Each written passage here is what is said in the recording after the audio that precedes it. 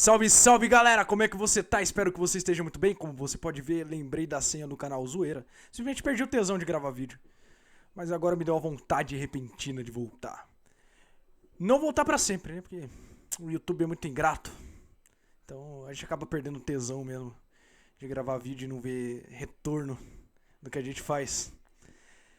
Mas como falar pra uma câmera é uma esquizofrenia saudável, com todo respeito aos esquizofrênicos, então vou falar um pouco sobre um disco que trintou, que é o Melancholy Infinite Sadness. Então aproveita você que gosta de conteúdo como livros, filmes, música, às vezes games, principalmente música, de cultura, descontraído, sem muitos cortes, direto e reto, e sempre com um assunto diferente.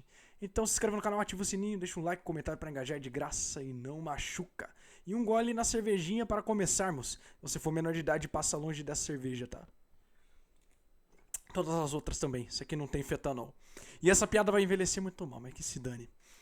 Pra falar do Melancholy Infinite Sadness, vamos falar da cena da música no começo dos anos 90. Vocês bem sabem que, pra muitos, o último grande movimento do rock foi o grunge. Apesar que teve o revival do pós-punk nos Estados Unidos e no Reino Unido, com bandas como Interpol, Franz Ferdinand, Bloc Party, Arctic Monkeys, mas nada a nível tão estratosférico quanto o grunge, não é mesmo?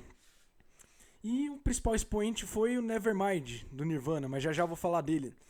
Porque antes dele foi lançado o Gish, o primeiro disco do Smashing Pumpkins, em abril ou em maio, alguma coisa assim, no começo de 91.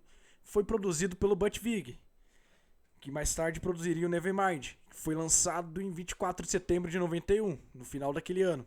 Billy Corgan viu o estouro do Nirvana e falou: poxa, o Butch Vig pegou texturas que ele usou nos discos do Smashing Pumpkins, o Nirvana estourou e a gente não estourou, velho. Puxa vida.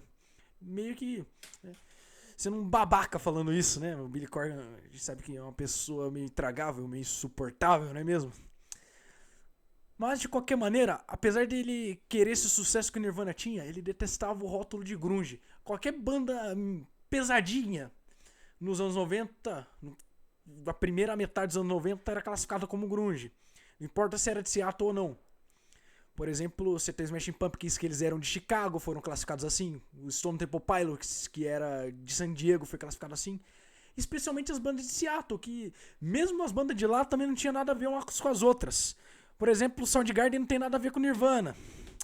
E o Alice in Chains também não tem nada a ver com Soundgarden e nem Nirvana. A única coisa em comum é que essas bandas eram pesadinhas. Mas o jeito que eles usavam para se expressar eram diferentes. O Alice in Chains tinha o peso do Black Sabbath, as letras pessimistas sobre o uso de drogas, sobre introspecção e as melodias vocais adocicadas. O Soundgarden também tinha essa coisa soturna, mas eles eram sarcásticos, eles eram mais irônicos. E o Nirvana, por sua vez, pegou emprestado ali do movimento punk, com a simplicidade e com a crueza, para expressar toda a indignação de uma geração, a geração X no caso. Eles foram os porta-voz de uma geração frustrada com o que estava acontecendo. Beleza, minha gente. Acontece, voltando no Smashing Pumpkins, lá pra 92, final de 92, começo de 93, Billy Corgan entrou em depressão e falou: puxa, não vamos fazer sucesso como Nirvana nunca. Ele queria até se auto-churrascar.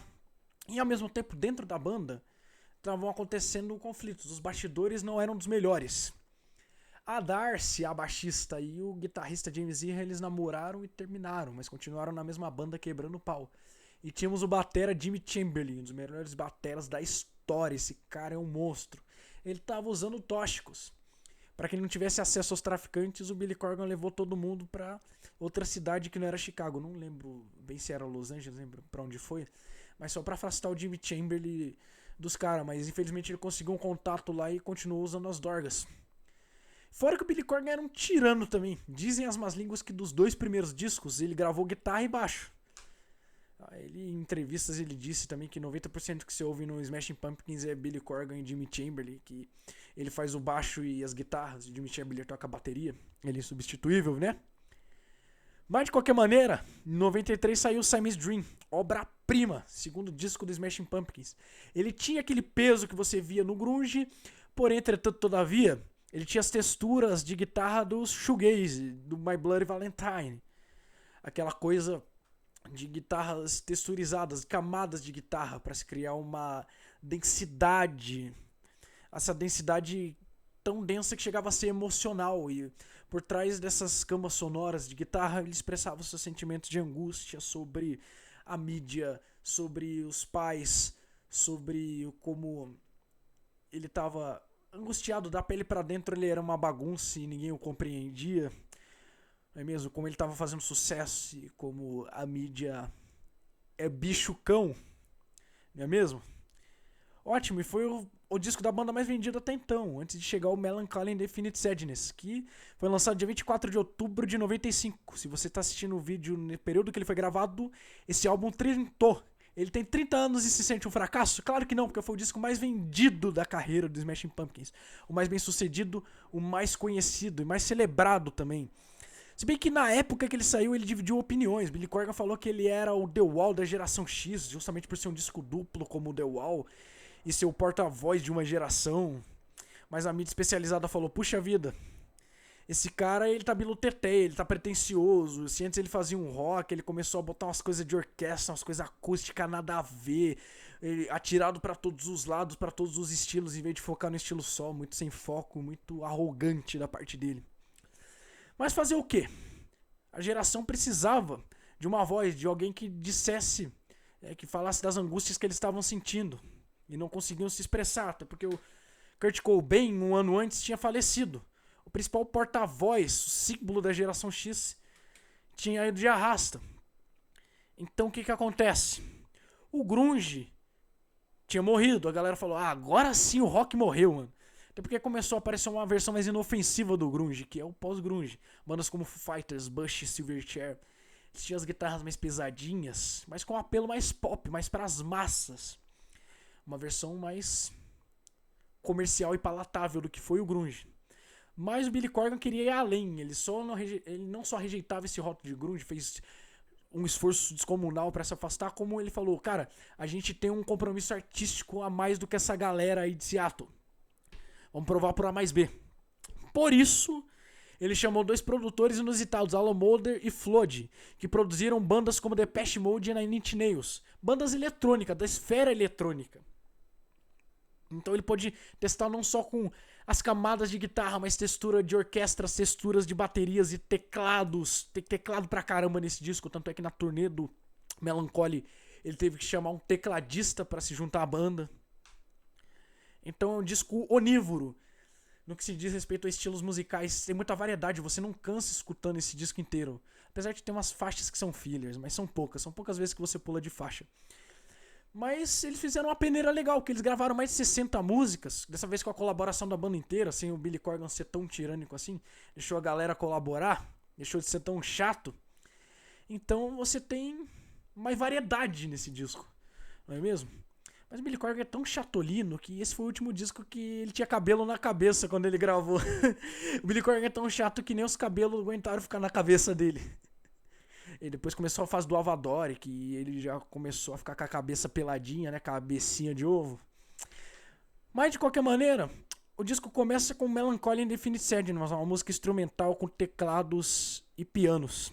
Vai pra Tonight Tonight, com a coisa orquestral. E ninguém tava acostumado, ninguém esperava que o Smashing Pumpkins ia fazer um negócio desses. E aí voltou pra Jelly Belly and Zero, que são faixas mais pesadas, que você tava acostumado a ouvir no primeiro disco. E aí você tem Here's No Why, que tem as texturas, é uma faixa que quer ser pesada, mas tem as texturas do segundo disco. E aí nessa picadilha você também tem To Forgive. Aí você tem outra mais leve que chama Love, que tem a bateria eletrônica, tem um filtro de voz na voz do Billy Corgan. Ele já tem um timbre de voz esquisito, anasalado.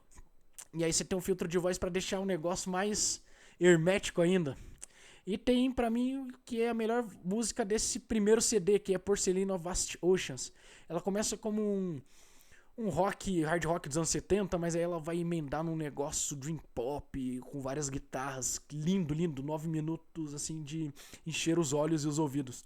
Aí temos o primeiro ponto baixo, que é Take Me Down, composto pelo guitarrista James Iha, mas faixa chata do caramba, eu sempre pulo ela. Aí você tem o segundo álbum, O primeiro álbum vai representar o dia, uma coisa mais extrovertida. O segundo, a noite, que é uma coisa que você olha pra dentro de você, como diria o Carl Jung. Quem olha pra fora sonha, quem olha pra dentro desperta. O segundo disco, o primeiro disco é mais sonhador, olha mais pra fora, pro dia. O segundo disco é mais introspectivo, olha mais pra noite, pro despertar. Temos as faixas Where Boys Fear to Thread and Bodies, que são pesadas. Temos a 33, que é mais acústica, pra dar esse contraponto. Tem muito contraponto nesse álbum, pesado, leve, denso e mais ameno. Aí você vai ver umas coisas mais pop, por exemplo, 1979, a música mais conhecida dos Smashing Pumpkins. Aqui eles quiseram pesar no pop, foi a última música gravada, os produtores não queriam que entrasse no disco, mas rendeu louros, rendeu muita bufunfa no bolso da galera da banda. Aí temos a música Tears of a Scorched Earth, que é uma música pesada, mas chata, meio sem sal. Through the Eyes of Ruby, que é um ponto alto. Ali ele aposta no Dream Pop, nos teclados e nas guitarras. Aqui os dois estão texturizando ao mesmo tempo. Esse disco tem uma produção mais grave, apesar do baixo ser tocado com palheta e a palheta dá um timbre mais agudo pro baixo, como eu disse pra vocês no meu vídeo lá do Viagra Boys. Os timbres nesse disco são mais graves. São um negócio pra preencher as orelhas mesmo. E aí, nesse disco, voltando aqui, você tem outras músicas mais chatas como You Only Come Out at Night e a última Farewell and Goodnight. E essas músicas eu pulo. Farewell and Goodnight tem todo mundo da banda cantando, mas acho tão chatinha. Aí você tem a música Beautiful, que é uma música mais eletrônica, mais pop, mais adocicada. Quem conheceu os Smashing Pumpkins por faixas pesadas vai ouvir essa música e falar, mano, que bosta. Como eu, na adolescência, me enganei. A primeira música que eu ouvi dos Smashing Pumpkins foi Zero. Quando eu fui ouvir um disco inteiro, eu não gostei, porque eu achei que todas as músicas fossem pesadas. Mas é que tá, o Smashing Pumpkins ele tem paletas sonoras muito diversas. E com esse disco Melancholy, ele conseguiu provar, por A mais V, que é isso mesmo. E conseguiu encantar toda uma geração. Ele conseguiu mostrar pra galera que a geração X ainda tinha muito o que dizer, apesar deles estarem envelhecendo e começando a virar tiozões ressentidos por não conseguir realizar todos os seus sonhos, verem a juventude se passando diante dos olhos deles e vendo que os tempos de jovem cheio de energia estavam acabando, infelizmente. Mas o Melancholy and the Infinite Sadness foi o último grito dessa geração. E você que me acompanhou até aqui, já deixa o meu muito obrigado e um gole na cerveja para finalizarmos. Você é uma pessoa maravilhosa e muitos beijos.